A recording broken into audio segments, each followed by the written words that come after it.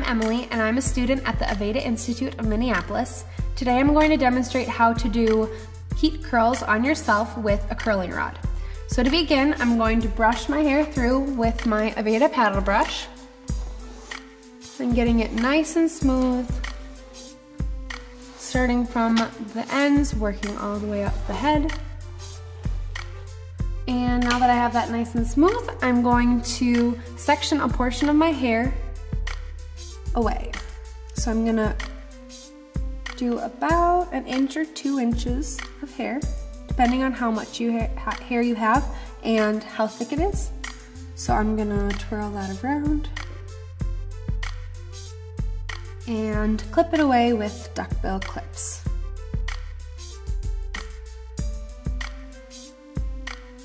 So now that that's secure, I'm going to spray some air control hairspray and brush it out.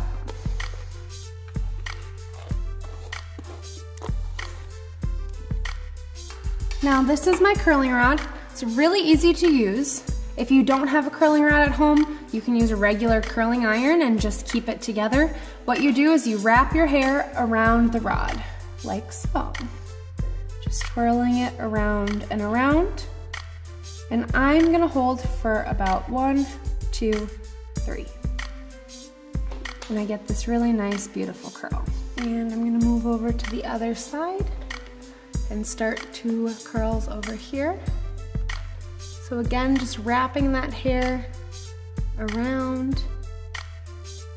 Being really careful to get nice and close, but don't burn your fingers. 2, 3.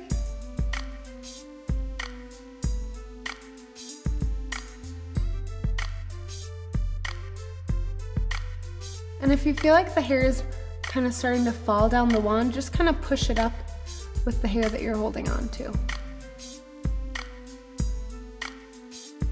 All right, this section is done, and I'm going to drop my next section.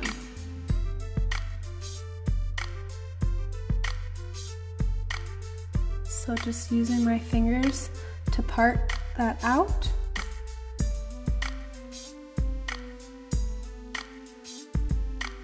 And wrap it around. And again, secure with the duckbill clips. Now I'm gonna spray air control one more time. The air control is really, really good product for when you're in the middle of doing your hair, because what it does is it creates hold and texture and helps that curl stay in place, but it also, if you need to redo it or anything, it's not gonna give too much hold so that you can't recurl it or it's too sticky.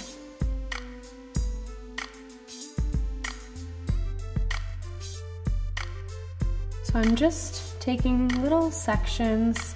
If you have a lot of hair, make sure that it's not too big of sections, because otherwise it won't get evenly curled.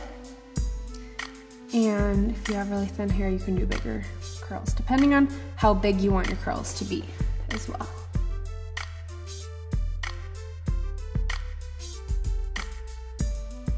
I really like to make sure the ones by my face and on top are really extra perfect, because those are the ones that are the most visible, opposed to the ones underneath everything else.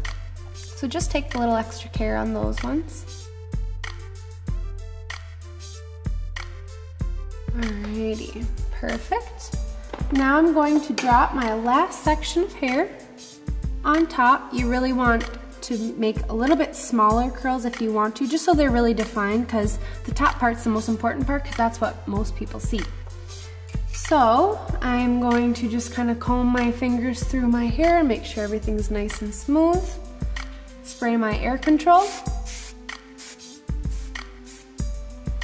on this last section, and going to start. So I'm just gonna take my section, run my fingers through it, and begin to curl. And again, I really like my top curls to be the best curls, so take a little extra care.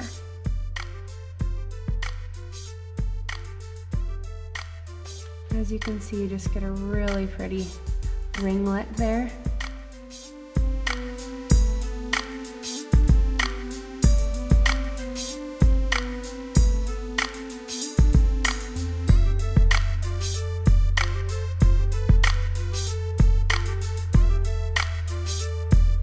All the way to the end and hold.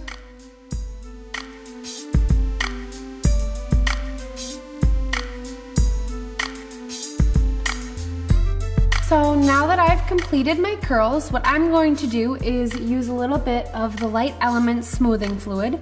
Just pump a couple of pumps right into my palms, smooth it around on my hands, and run it through my curls. I like when my curls are not quite this perfect, so I'm probably going to run it through a couple of times. If you like them how they are, then you can just keep them just like that and just kind of run it over the top.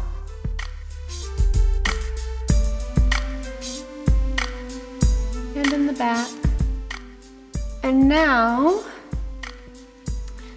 that my curls are exactly the way that I want them, I'm going to use some air control and spray that in, just so that I have these beautiful curls for the rest of the day and evening.